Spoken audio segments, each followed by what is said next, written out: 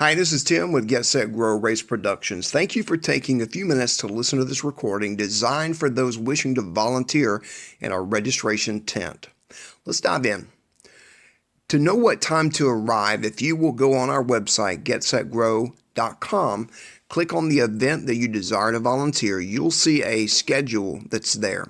You'll know what time the registration tent opens and closes. If you will arrive 30 minutes prior to that time that you see that it opens, that'd be most helpful. Now, when you pull on the lot, when you pull there at the location, look for the white 10 by 10 tent with orange flags. It will mark our registration tent. So if you'll report there to Beverly, she'll be there to instruct you further. So when you arrive, look for the orange flags, go to that registration tent, report to Beverly, and then she'll help you get plugged in there. Now, what goes on in the registration tent? What exactly will you be doing, and who comes to the registration tent? So there are two main types. So you have those that have pre-registered online prior to the event day, and then those that have not registered that need to register the morning of. Let's talk about the pre-registered.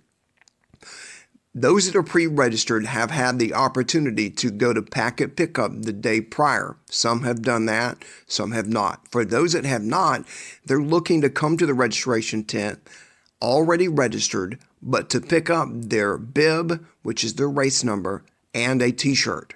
So in essence, person walks up, "Hello, what's your name, please? How can I help you?" "Mr. John Smith, you need to pick up your bib. You've already pre-registered online."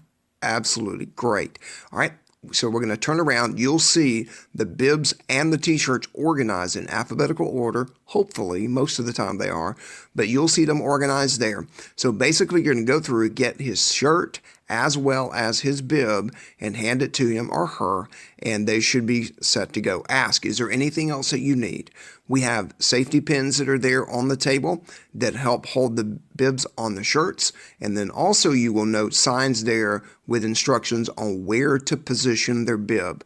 So if you think about it, mention it to them. Here's our proper bib placement for accuracy of reading, so our equipment can read that start and stop properly. So that's the first person that will come up is the pre-registered online person who is just simply there to pick up their bib and their t-shirt. The other you will encounter are those that have not registered at all. Those that have not registered at all will need to register. We will have a means for them to register, whether it be paper or online. Once they are registered, we will need to assign them a bib number. You will have extra bibs that are there. You will be instructed on which bibs to choose from. If we are running multiple distances like 5K, we'll have numbers designated for that. If they're running 10K, then we'll have numbers designated for that.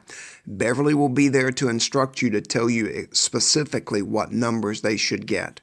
So you will need to make sure they have the right bib number. So you'll grab the bib out of the designated spot. You will assign them a bib. They have a form that they have to sign, and on that you want to put the bib number that you are assigning them. So Mr. John Smith, we have number 35 here for you. If you will fill out this form for me, make sure they sign it. Make sure the waiver is signed and acknowledged.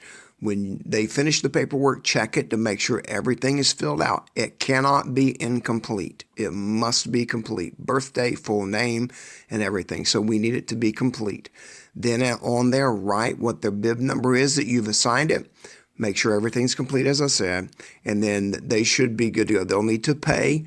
Beverly can tell you what amount they'll need to pay that morning. So they'll need to pay, and they should be good to go. Also,